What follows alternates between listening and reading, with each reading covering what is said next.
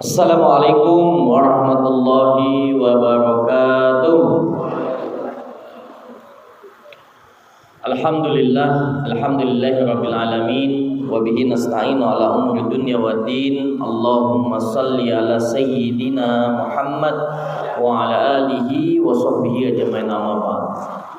Qala Allah ta'ala fil Qur'anil Karim, a'udzu billahi as-sami'il 'alim minasyaitonir rajim. Bismillahirrahmanirrahim.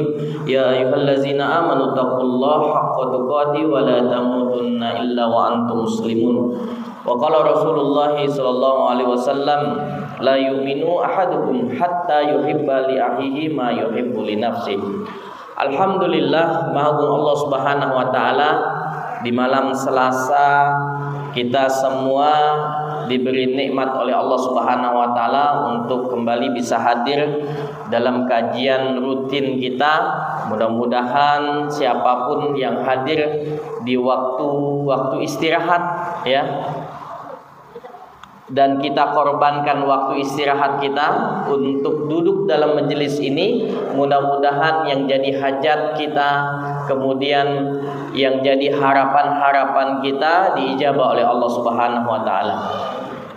Kemudian Allah Subhanahu wa taala perkenankan kita untuk dapatkan hidayah ya. Karena hal yang paling mahal untuk diri kita ini sebagai seorang hamba, maka yang paling mahal adalah kita minta kepada Allah untuk selalu diistiqomahkan.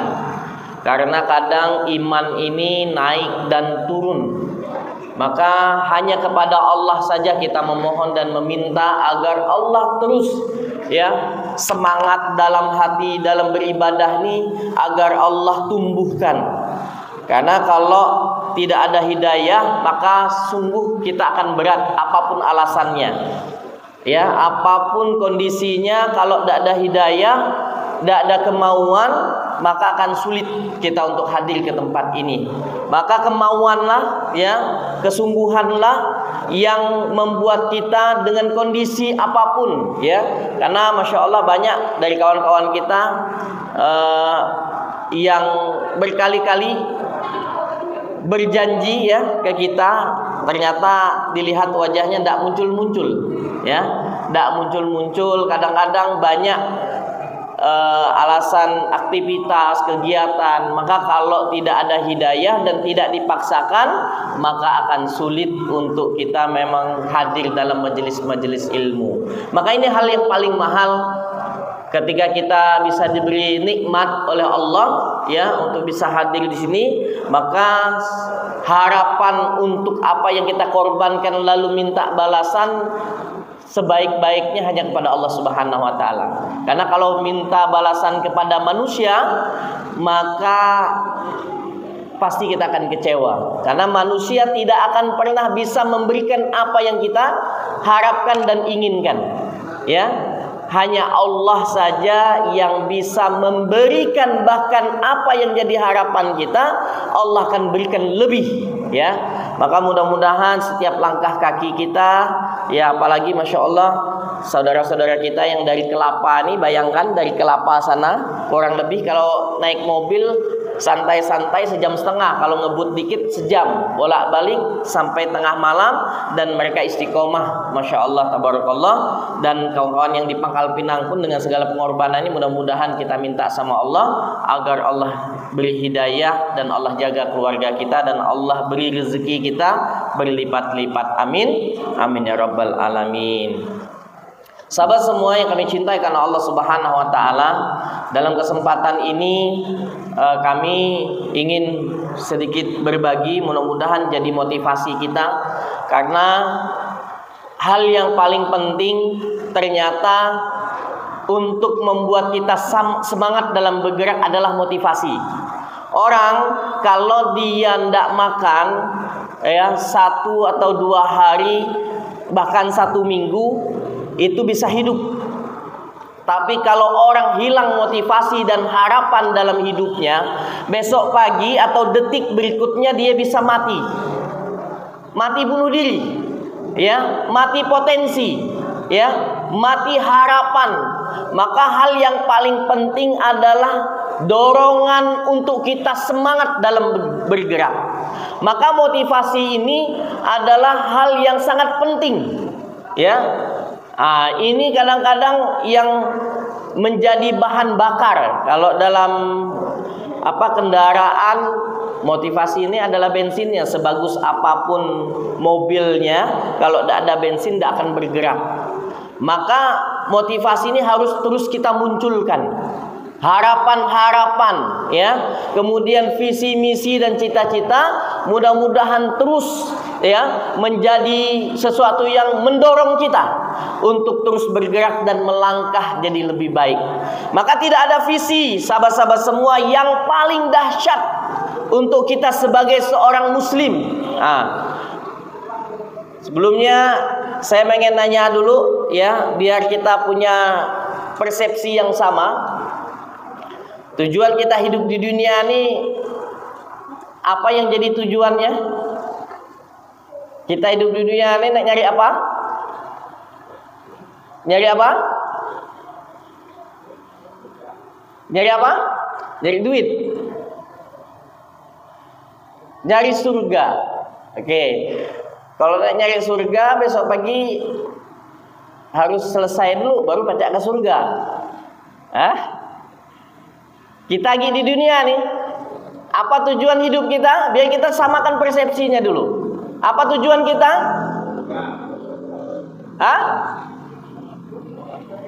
Menuju surga. Oke. Otomatis surga dalam bayangan kita adalah sesuatu yang bisa membuat kita bahagia. Maka kita persepsikan, harus sama persepsinya. Kita hidup di dunia ini tidak lain dan tidak bukan tujuannya pengen bahagia. Oke? Pengen dapatkan kebahagiaan seperti yang selalu kita doakan dalam sholat-sholat kita. Di akhir orang berdoa pasti Rabbana atina fid dunya hasanah wa fil akhirati hasanah wa qina adzabannar. Dan inilah yang jadi tujuan kita. Kita menghendaki dan memohon minta kepada Allah agar Allah berikan kebahagiaan di dunia dan kebahagiaan di akhirat berupa surga. Fix, sama tujuan kita. Inilah yang menjadi cita-cita kita. Apapun profesi kita, siapapun kita, kita fix pengen hidup bahagia di dunia. Namun, sahabat semua yang kami cintai karena Allah, kebahagiaan orang ini ternyata beda-beda. Kemarin beberapa minggu yang lalu saya ngisi di 10 Muharram, banyak anak-anak kecil, biasalah untuk meramaikan masjid di 10 Muharram karena ada nganggungnya. Di situ saya nanya, anak-anak ini apa yang jadi membuatnya bahagia? Ya. Puasa 30 hari, ya. Maknya ngasih tahu, kalau kah pacak puasa 30 hari, mak belikan sepeda. Atau apa yang jadi keinginan kah, mak akan turutkan. Dan itu mungkin yang kita sampaikan juga kepada anak-anak kita, ya. Nah, ketika seorang anak dia semangat berpuasa sehingga selesai 30 hari puasanya, lalu dia mendapatkan apa yang menjadi keinginannya, maka harus disadari bahwa pada saat itu dia sedang berbahagia mendapatkan apa yang jadi tujuannya, ya. Namun setelahnya tidak usah oranglah kita, ya. Ketika kita punya anak, dibeli sepeda, habis itu dia pakai, palingnya bahagia 1 bulan 2 bulan. Setiap harinya main sepeda, bahkan bangun tidurnya main sepeda lah, sakingnya bahagia. Tapi sebulan 2 bulan, tidak usah orang lain, anakku sendiri. Sekarang apa yang terjadi? Sepeda ban kemana ban, sadel kemana sadel, rantai kemana rantai. Artinya ketika seseorang mengharapkan kebahagiaan seorang anak, ya, mengharapkan kebahagiaan, sejatinya kebahagiaan kita di dunia ini yang harus kita stabilo menjadi catatan. kalau kita menghendaki kebahagiaan di dunia ini, maka kebahagiaan di dunia ini sedikit dan sebentar.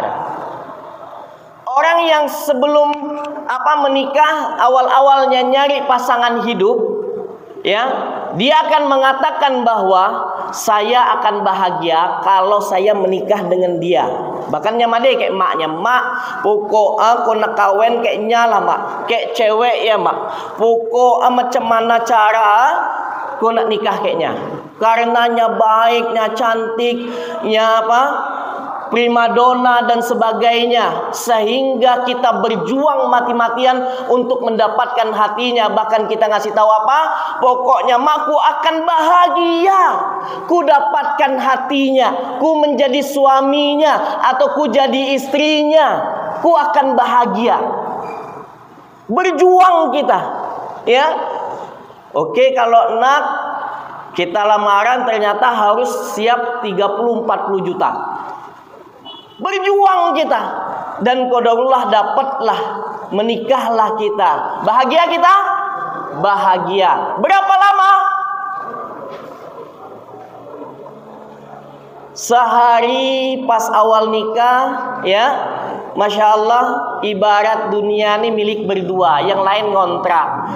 Sebulan 2 bulan tidur main kepet, dek jadi lepas tangan, dek jadi lepas kemana asa berjalan. Setahun awal pertama oke, pokok asak begunceng tuh main pelok terus. Tahun kedua lah mulai jauh. Tahun ketiga bahkan mohon maaf, ketika awal-awal nikah nak kentot ke keluar kamar dulu, saking ngejaga image asak nak kentot. Ya, tahun pertama, tahun kedua dek ngantol lagi, pas makan kentot jebrot depan bini, dek ngantol lagi. Artinya apa? Bahkan mohon maaf, ketika kita menganggap bahwa awal nikah saya akan bahagia, tapi kebahagiaan bahkan ada yang tahun pertama bahagia, tahun kedua lah mulai gonjang-ganjing, tahun ketiga, tahun keempat selesai cerai. Bahkan ada 1 bulan langsung cerai. Maka kalau kita menghendaki kebahagiaan yang ada di dunia ini, yakinlah kebahagiaan yang kita dapatkan adalah kebahagiaan yang sedikit dan sebentar. Maka jangan pernah habiskan energi kita, ya, atau harus punya tujuan yang jelas, yang pas, yang harus kita sadari ternyata dunia bukan jadi tujuan kita. Kalau kata Ustadz dari Sulaiman, ini dunia ini bukan tempat tinggal, tempat kita meninggal. Jadi jangan pernah habiskan energi kita dengan sesuatu yang ternyata tidak memberikan kebahagiaan yang hakiki. Mohon maaf, kita kerja, ya, kita berkebun, kita berusaha. Ketika azan berkumandang Allahu Akbar, Allahu Akbar, kita tahu teorinya bahwa kita bekerja untuk dunia kita, untuk memenuhi apa yang jadi cita-cita kita. Yang tadinya menikah 1 bulan masih ngontrak, berharap punya cita-cita apa? Agar ketika berumah tangga punya rumah sendiri. Lalu mengatakan apa? Istri bilang, Bang, kalau kita punya rumah kayak bahagia kita bang, walau hanya kamar bayi dulu, kamar dan ruang tamu. Waktu lagi kontrak tuh, lalu ternyata berjuanglah suaminya ini, mati-matian cari rezeki, qadarullah terbangunlah rumah, ya, yang isinya dapur dan ruang keluarga. Bahagia? Bahagia. Berapa lama? Pas nengok tetangga buat dapur, rumah mewah, lalu bilang apa? Weh bang, tetangga kita lah buat rumah bagus, kita dapur ke sikok ruangan mi bayi. Berjuang lagi suaminya untuk bisa melengkapi rumah itu. Lah lengkap rumahnya, bilang apa? Tetangga beli mobil.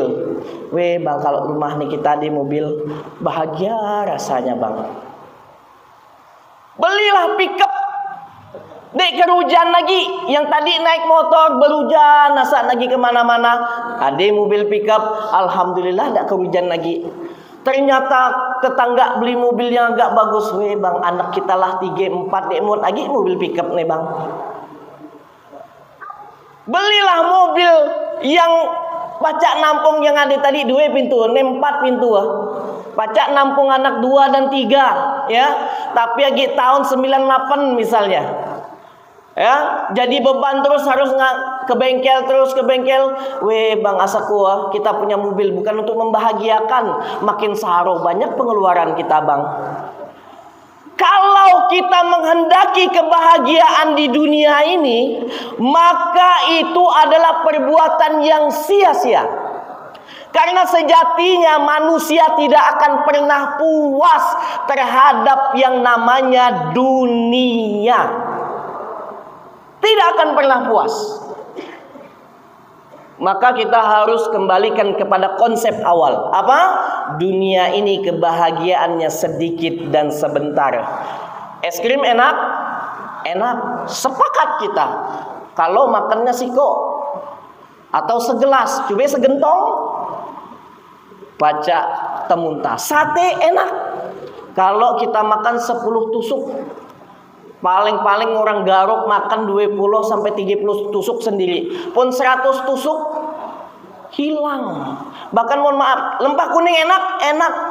Pokok makan 3 piring, habis itu diminum gelek. Nikmatnya sudah hilang ketika semuanya sudah masuk ke dalam perut. Bahkan begerak pun dek nyaman lagi. Tain nasa perut nih. Bahkan menjadi sesuatu yang memudaratkan ketika berlebihan. Maka kalaulah kita tahu dan kita sadar bahwa kehidupan dunia ini memberikan sedikit saja kebahagiaan, maka kita harus rubah orientasi kita, mengejar kebahagiaan yang hakiki. Maka orang kalau dia punya visi, punya mimpi, maka bukan lagi tentang keduniaan. Mohon maaf, saya punya kawan waktu kami haji. Ya, saya punya kawan waktu kami haji, kami ngobrol lah di dalam kamar. Dan ini jadi inspirasi saya. Nuah kawan nih kan nasaknya berdoa kan, depan Ka'bah kan. Pas di kamar ngobrol, apa jok ki doakan jok. Kina doa nenek-nenek jok. Daki ku doa ki supaya tajir ki melesat nenek-nenek jok. Awak lah biar kita pacar umroh lagi. Ditanya kayak kawan siko nya punya bisnis. Bang abang ngedoa supaya usaha abang maju, hasilnya melimpah nih. Dak. Untuk apa itu didoakan, barang sudah pasti dan sudah akan kita kerjakan. Karena rezeki dari Allah tuh pasti. Terus apa yang abang doakan? Ku berdoa agar ku dijadikan ahli dalam sodakoh. Ku jadi mikir, nih orang visinya luar biasa. Kita lagi berdoa, ya. Tidak usah kita dekulah berdoa lagi minta dunia. Ya Allah, mudahkan rezeki hamba, berlimpah rezeki hamba, banyak ya Allah rezekinya, beli mobil rumah yang nyaman. Masih berpikir meminta sesuatu tentang kebahagiaan diri kita. Tapi ada orang yang berpikir bukan lagi tentang kebahagiaan diri dan keluarganya, tapi bagaimana memikirkan tentang kebahagiaan orang lain. Nah, ini visi. Karena ketika kita sudah memikirkan tentang kebahagiaan orang lain, maka tentu saja kebahagiaan kita sudah lewat.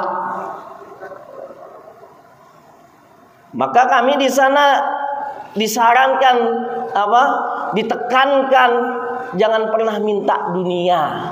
Maka kalau kita berdoa habis sholat kita apa? Ya Allah, jadikan hamba ahli dalam sodakoh, orang yang bermanfaat, jadi jalan kebahagiaan untuk orang lain.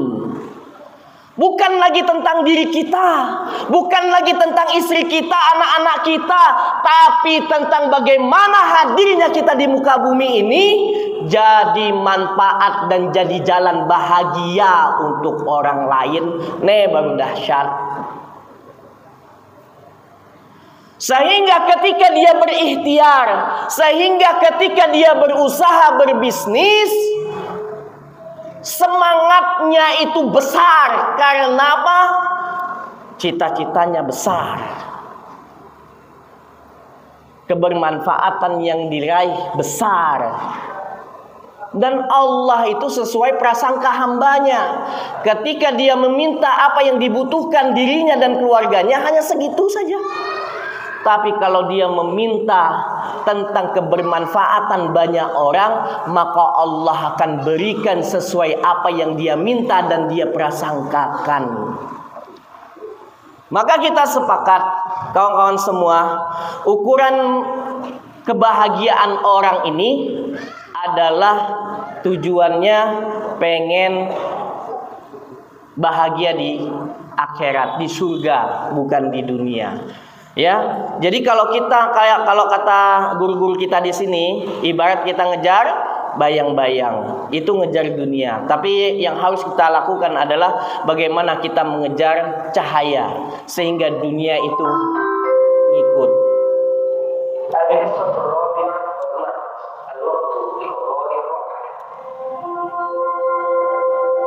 Attention.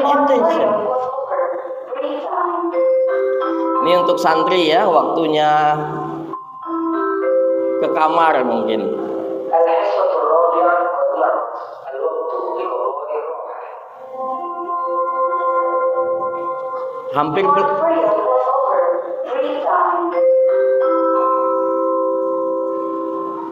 Hampir belasan tahun gue ngikut malam Selasa nih. Baru kali ini lah di macam nih. Ya Allah. Ya, kayak di bandara. Makasih. Baik, ukuran kebahagiaan manusia ini berbeda-beda, maka kita samakan ya. Tujuan yang jadi tujuan kita, kebahagiaan kita adalah bagaimana kita bisa kebahagiaan akhirat, dan di dunia ini bagaimana kita bisa membahagiakan orang lain, membesarkan kebermanfaatan kita. Maka kita ini ya, sebagai manusia ada sisi-sisi ya, ada kegelapan-kegelapan yang ada pada diri kita manusia. Ada 4 kegelapan yang ada pada diri manusia. Yang namanya gelap, otomatis cahaya tidak akan masuk. Waktu malam apa tuh? Jam 2 malam token mati di rumah kami. Ya, kami tahu macam mana, karena kalau mati lampu pasti panas. Kalau panas, anakku pasti bangun. Gue pun bangun karena anak nangis tadi kan. Jadi jam 2 malam tiba-tiba nangis anak, pas mencelak mata, gelap, mati lampu. Ternyata ya, ketika meraba-raba nyari handphone lah yang ada sinyal cahaya, ada cahaya baru kita terlihat ya. Maka ketika dalam diri kita ini gelap, maka cahaya tidak akan masuk. Ketika ada cahaya masuk, maka gelap akan lenyap. Pertama, dalam diri manusia ada satu yang namanya kegelapan yang menyelimuti, yang sehingga itu membuat susah hidup. Yang pertama, marah. Ya, orang kalau dia suka marah-marah, maka itu ciri-ciri hidupnya gelap. Cahaya hidayah dari Allah itu sulit untuk didapatkan, karena tidak akan bisa bercampur. Letak marah ini ada pada otak. Itu yang pertama. Yang kedua, nafsu. Ini adalah sebuah kegelapan. Kita ini telah diciptakan oleh Allah nafsu. Ya, namun orang-orang beriman, mereka ketika diberi nafsu oleh Allah, mereka bisa mengontrol. Letak nafsu ini ada pada mata. Maka bagi laki-laki disunahkan oleh Rasulullah untuk menundukkan pandangan. Karena kalau dia tidak bisa menundukkan pandangan, maka dia tidak akan pernah bisa mengendalikan hawa nafsu. Yang ketiga, kegelapan dalam diri manusia ini berupa penyakit yang letaknya ada di seluruh tubuh, di badan ini. Ya, yang keempat, Kegelapan dalam diri manusia berupa dunia yang letaknya ada di hati. Maka untuk menghilangkan kegelapan kita harus hadirkan cahaya dalam diri kita. Ya, 4 cahaya ada yang dalam diri kita sehingga kita ini bisa melihat. Tadi ku analogikan seperti mati lampu tengah malam, ya. Ketika mencelak mata pun tidak bisa melihat, tapi ada cahaya maka kita terlihat. Cahaya pertama itu akal, letaknya juga sama di otak. Kalau kita punya akal, ya kita bisa mikir, maka orang tidak akan mudah marah-marah. Ya, orang ini punya akal, ya. Dia bisa mikir, dia punya sesuatu pandangan, maka dia nggak akan mudah. Maka ngapa? Nggak usah jauh-jauh. Kasus mutilasi yang terjadi, ini sebuah kegelapan. Ini karena marah, letaknya di otak. Ya, coba kalau dia menghadirkan akalnya, tidak akan pernah terjadi yang seperti itu. Tidak akan pernah terjadi. Karena hilanglah akal, muncul rasa marah, maka seolah-olah dia seperti bahkan lebih rendah daripada seekor binatang. Ini manusia kalau hadir kegelapan yang semakin gelap, maka akan semakin luar biasa rasa marahnya. Ya, yang kedua,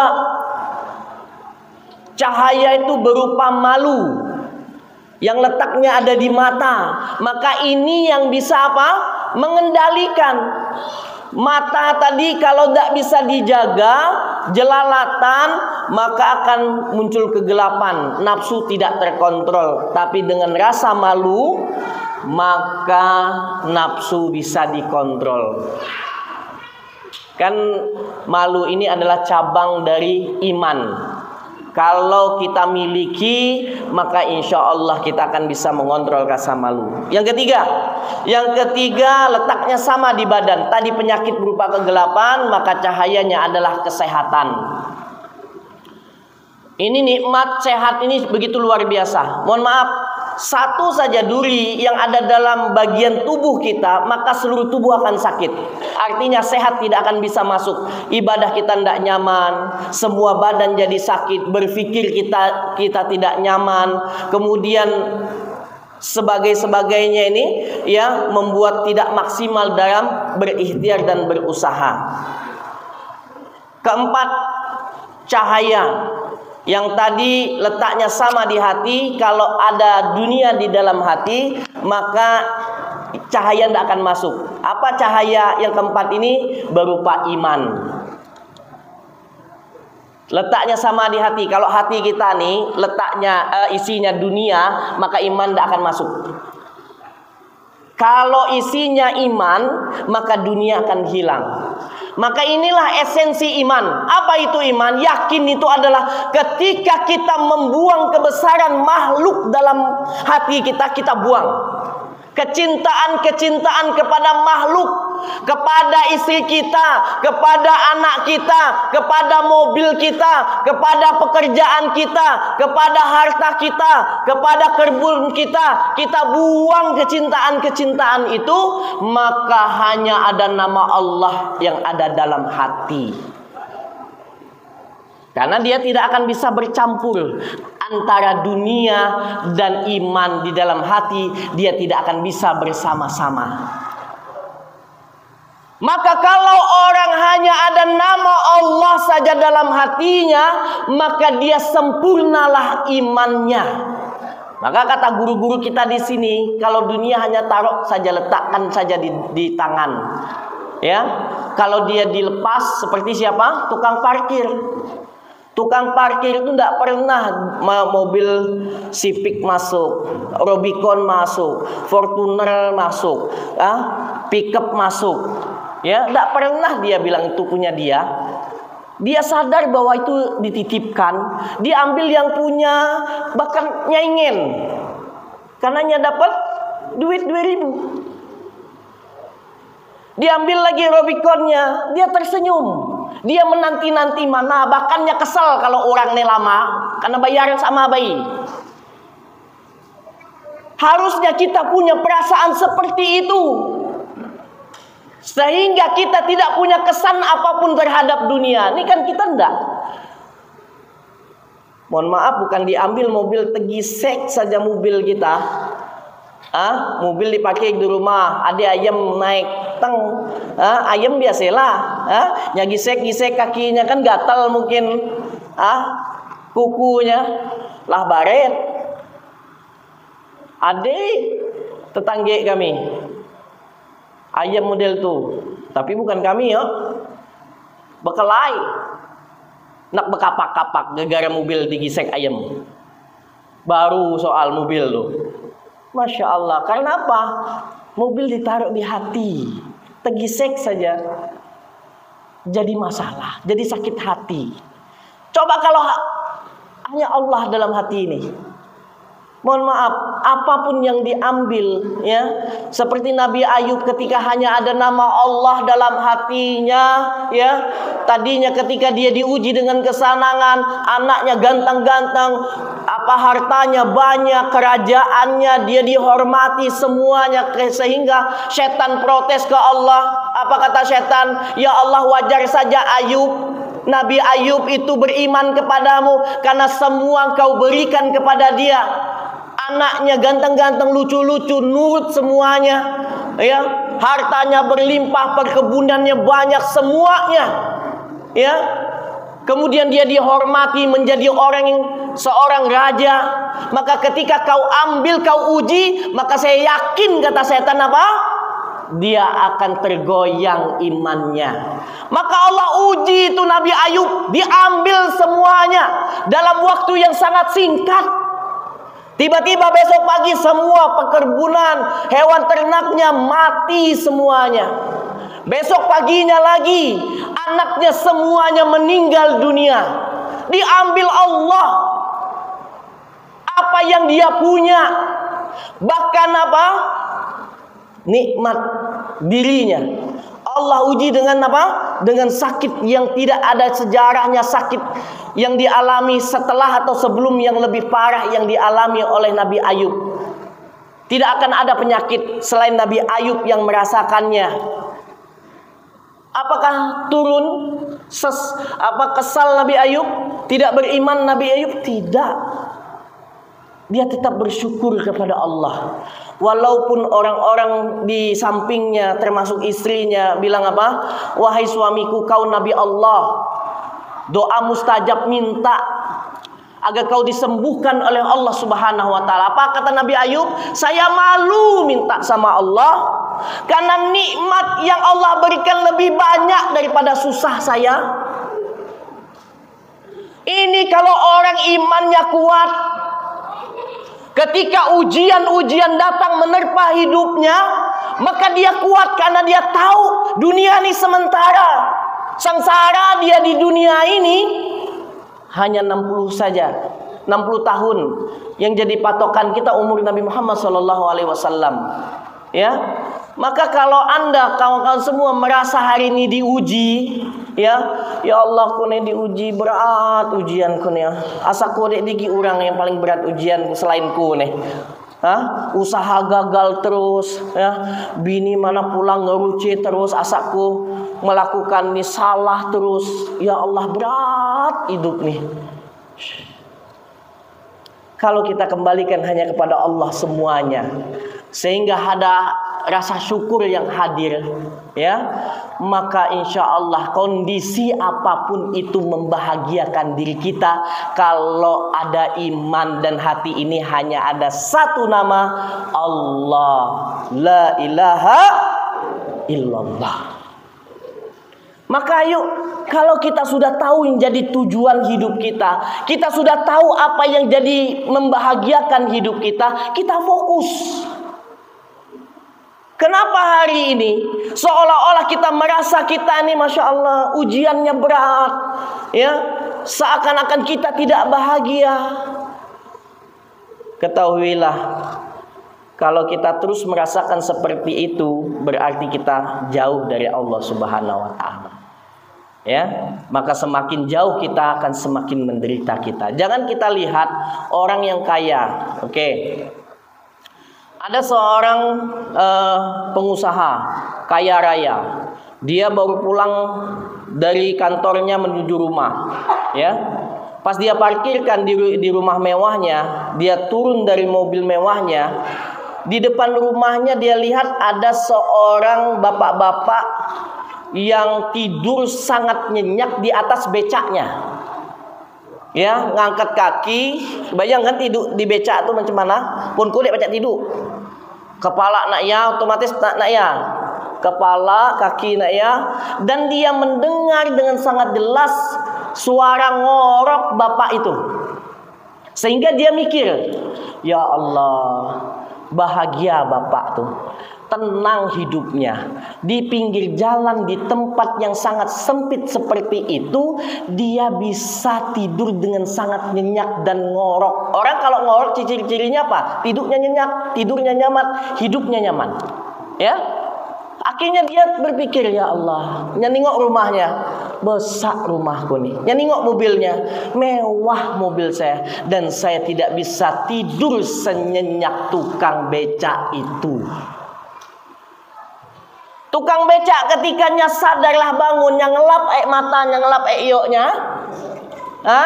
Nyenengok rumah mewah itu. Dan itu memang dia, kenapa dia tidur di situ?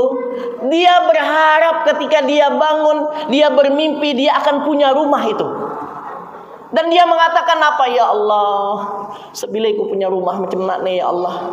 Nengok parkir mobil mewah, ya Allah, bagus mobilnya. Coba kalau mobil itu punyaku. Bahagia hidupku nih ya Allah. Asakku, biniku masuk dalam rumah nih, menikmati anak-anakku. Ya Allah, kunilah orang yang paling bahagia. Ini pandangan orang becak, tukang becak itu kepada yang punya rumah. Padahal yang punya rumah pun berpikir sama. Maka ukuran kebahagiaan orang, Masya Allah, jangan pernah kita lihat nyaman no kawan kita, mobil bagus, ongkang-ongkang kaki, dapat duit, ongkang-ongkang kaki, rupa tukang jahit, ongkang-ongkang kaki dapat duit. Hidup nyaman, makan kemana lagi, sebentar-sebentar lah umroh, sebentar-sebentar haji, sebentar-sebentar kemana, ke Jakarta, liburan ke anak. Ya Allah, nyaman hidup kawannya. Yang diri macam nak nih ketebual gede suah, jangankan ke Jakarta no.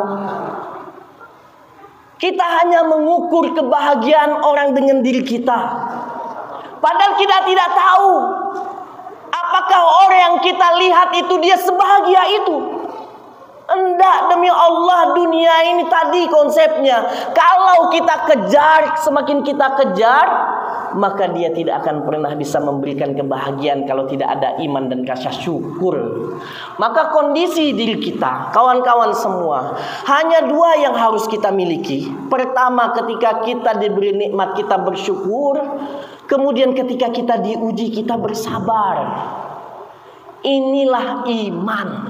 Yang jadi sandaran kita hanya Allah.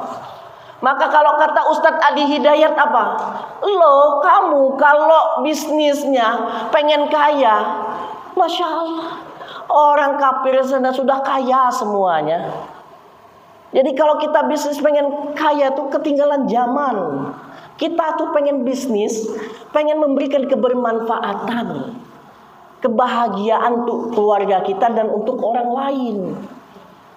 Maka disinilah letak kebahagiaan kita, fitrah kita sebagai seorang manusia. Maka kawan-kawan, yuk kita punya visi. Visi kita sudah sangat jelas. Ujian tantangan kita, ada nafsu, ada setan yang membisiki. Maka mari kita hadirkan rasa syukur dengan kondisi kita. Ya, apa kata-kata mutiara yang terbaik itu? Ya, hadiah yang terbaik, hadiah yang tulis status hadiah yang terbaik itu adalah apa yang kau miliki sekarang. Hadiah yang terbaik itu apa yang dimiliki sekarang. Takdir yang terbaik itu adalah apa yang kau jalani sekarang ini. Jangan nengok orang lain. Hadiah yang terbaik apa yang kau miliki. Ika punya sepeda sekarang nih, Ika syukuri, Ika lah yang paling bahagia. Hari ini kita punya mobil pick up walau 2 pintu yang ketika ditutup pintu jelenteng bunyinya. Ya. Itu yang kita miliki, lalu kita syukuri, maka kitalah orang yang paling bahagia. Masya Allah. Yuk kita hadirkan kebahagiaan itu, ya. Kita syukuri. Kalau hari ini Anda merasa diuji, maka bersabarlah. Ya, momen Muharram ini, 10 Muharram di bulan Muharram ini mengajarkan kepada kita semua, nabi-nabi terdahulu mereka semua diuji, lalu mereka ketika bersabar dan mereka bersandar hanya kepada Allah, maka Allah berikan pertolongan maksimal kepada mereka. Dan sejarah cerita itu berulang kepada diri kita orang-orang beriman. Nabi Yunus ketika diuji dengan ujian yang sangat berat, dan dia sandarkan dirinya hanya kepada Allah, berzikir kepada Allah. Bahkan mohon maaf, para malaikat tuh tidak tahu di mana keberadaan Nabi Yunus, saking dahsyatnya ujian Nabi Yunus. Di dalam perut ikan, di dalam laut, di gelapnya malam. Ya, ketika dia berzikir dan meminta ampun kepada Allah Subhanahu wa taala, maka di dasar laut, di dalam perut ikan, di gelapnya malam berpendar-pendar cahaya dari atas langit dengan zikir yang selalu dikumandangkan oleh Nabi Yunus. Maka kawan-kawan semua, yuk kita introspeksi diri. Ya. Kenapa kita selalu merasa hidup kita ini jauh dari pertolongan Allah? Kita doa, nangis-nangis, nungging-nungging, tidak diijabah oleh Allah Subhanahu wa taala. Ya, kita sudah sholat duha, kita sholat sedekah, tapi asa-asanya pertolongan Allah tuh jauh. Yuk kita introspeksi diri. Bisa jadi taubat kita belum sungguh-sungguh. Kitalah memperbaiki diri, hubungan kita dengan Allah. Bisa jadi hubungan kita kepada manusia yang tidak betul. Kita bersalah kepada Allah, maka Allah akan ampuni. Tapi ketika kita bersalah kepada manusia, maka Allah tidak bisa ampuni sebelum kita meminta maaf. Maka sejujurnya saya bilang ke istri pasca kami berangkat haji, apa yang paling berat bagi orang setelah melaksanakan ibadah haji? Menjaga kemabruran untuk terus semangat bagaimana dia. Nih, apa lo madi kan aman pun nanti langsung masuk be ya, insyaallah. Ladi, terakhir. Orang ketika dia haji, ibadah terakhirnya adalah tawaf wada. Orang ketika dia ibadah terakhir, rukun wajib terakhir dalam ibadah haji adalah tawaf wada, perpisahan. Tawaf itu memiliki haji umroh itu dia memiliki pasangan. Kalau dia tawaf pasti dia sa'i. Yang pernah umroh, kalau dia hanya tawaf tidak sa'i, tidak sah. Kalau dia haji, ya, dia hanya tawaf, kecuali yang sunnah nih, ini rukunnya, dia tawaf pasti dia sa'i. Kenapa tawaf wada dia hanya tawaf dan tidak sa'i?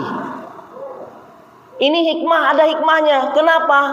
Karena Allah perintahkan sa'inya ketika dia pulang ke tanah kelahirannya masing-masing, ke tanah airnya masing-masing. Maka kita diperkenankan dan diwajibkan oleh Allah untuk bertawaf setelah kita akan meninggalkan Ka'bah. Kita diwajibkan oleh Allah untuk bertawaf wada 7 keliling, dan kita diperintahkan untuk bersya'i di tempat dan di tanah air kita. Apa itu sya'i? Kita berikhtiar, berlari dari Safa ke Marwah tentang ikhtiar dunia kita. Yang dunia kita tujukan kepada Allah Subhanahu wa taala. Kita berikhtiar Safa Marwah dari rumah ke masjid, kita bolak-balik dari Safa ke Marwah. Itu yang dikehendaki oleh Allah ketika orang pulang haji, maka dia menjaga enggak keistiqomahannya seperti dia ibadah di tanah suci.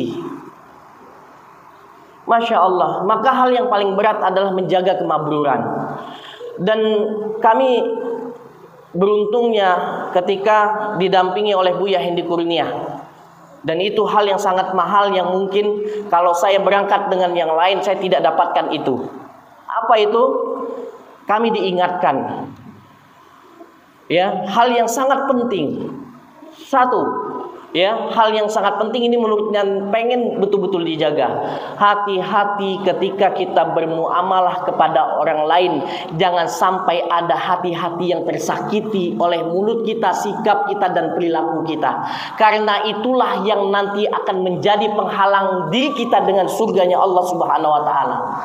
Kalau kita berbuat dosa kepada Allah, ya, kita pernah dengar cerita ada seorang pelacur yang belum melakukan ibadah apapun, dia bermaksiat dia. Tapi ada kepedulian dia kepada makhluk Allah. Ya, dia turun ke sumur itu. Dia kehausan, dia minum, kemudian dia naik. Ketika dia naik, dia lihat ada anjing yang hampir mati kehausan. Dia turun lagi. Kemudian dia ambil air, kemudian dia kasih itu anjing minum. Satu kebaikan yang dia lakukan, tapi di situ ada keridhaan Allah dan Allah masukkan dia ke dalam surga karena kepedulian dia dengan makhluk Allah. Ada seorang wanita, dia patuh kepada suaminya. Dia sholat 5 waktu. Dia puasa di bulan suci Ramadan, tapi Allah masukkan dia ke dalam neraka. Kenapa? Karena dia punya peliharaan seekor kucing. Dia kurung kucing itu di dalam kamarnya, tidak dikasih makan, maka di situ muncul kemurkaan Allah Subhanahu wa taala. Kita pernah dengar ada di zaman Nabi Musa, ada seorang ahli ibadah, bahkan saking dahsyat ibadahnya, tenggelam tempat ibadahnya itu. Kemudian dia mengadu kepada Nabi Musa. Wahai Nabi Musa, engkau bisa berbicara kepada Allah, sampaikan kepada Allah, di surga manakah saya? Kemudian Nabi Musa bertanya, ya Allah, ini ada hambamu yang bertanya, dia ahli dalam beribadah. Dia bertanya di surga manakah dia? Apa kata Allah? Tempatnya di neraka. Ahli ibadah, ribuan tahun umurnya hanya untuk ibadah kepada Allah Subhanahu wa taala. Tapi kata Allah, neraka tempatnya. Kenapa? Ketika ditanya kenapa saya bisa di neraka, hidup saya hanya untuk ibadah kepada Allah. Kemudian Allah menyampaikan, kau hanya sibuk untuk dirimu sendiri. Kau hanya ingin selamat dan mendapatkan surga untuk dirimu sendiri. Ya, kau tidak hiraukan anak istrimu, lingkunganmu, tetanggamu, umat Islam yang lain. Ya, maka Allah tidak meridhoimu masuk ke dalam surga. Karena tidak ada kepedulian kepada yang lain, ya, maka Allah tidak ridho. Sehingga dia bilang, wahai Nabi Musa, jikalau saya masuk ke dalam neraka, saya ridho, asalkan isi neraka itu minta sama Allah agar dipenuhi dengan tubuh saya, sehingga tidak ada lagi orang yang masuk ke dalam neraka selain hanya diri saya. Ketika disampaikan Nabi Musa kepada Allah, ya, apa kata Allah? Allah menjawab langsung, tempatnya di surga. Wahai Musa, sampaikan kepadanya, tempatnya di Musa. Tiba-tiba dia nanya langsung, kenapa? Tadi Allah sampaikan saya di neraka, tiba-tiba saya masuk ke dalam surga. Karena ketika ada kepedulian dan kamu tidak menghendaki ada yang masuk neraka, ya, hanya dirimu sendiri yang masuk neraka, maka disitulah letak keridhaan Allah. Ketika ada kepedulian, ya, maka hati-hati berhubungan dengan manusia. Mohon maaf, bila perlu kita catat siapa yang bermuamalah yang kita sakiti hatinya, ya, dicatat dan minta maaf. Kita minta maafkan, ya. Masya Allah. Mudah-mudahan dengan kita komitmen, ya, ini jadi jalan, terutama bagi orang-orang terdekat kita, bagi istri, bisa jadi banyak luka hatinya karena perilaku kita. Kepada orang tua yang paling penting, mohon maaf, mungkin Anda sering dengar ada orang-orang sukses tiba-tiba dapat rezeki yang tidak disangka-sangka. Karena apa? Karena mereka menjaga hubungan baik kepada orang tua, kepada istri, kepada anak-anak, sehingga Allah berkahkan hidupnya. Ya, maka kawan-kawan semua, mudah-mudahan tujuan kita jelas, kita ingin bahagia. ya, maka kebahagiaan kita ya yang jadi tujuannya adalah akhirat. Insya Allah kalau tujuan akhirat kita akan dapatkan kebahagiaan juga di dunia.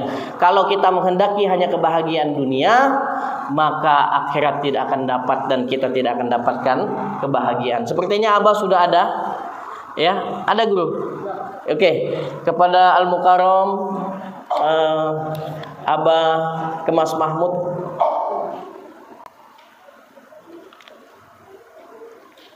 Banyak sebenarnya materi ini. Semangat sebenarnya, tapi karena sudah terjadwalkan dan ini insya Allah mudah-mudahan di minggu-minggu yang lain.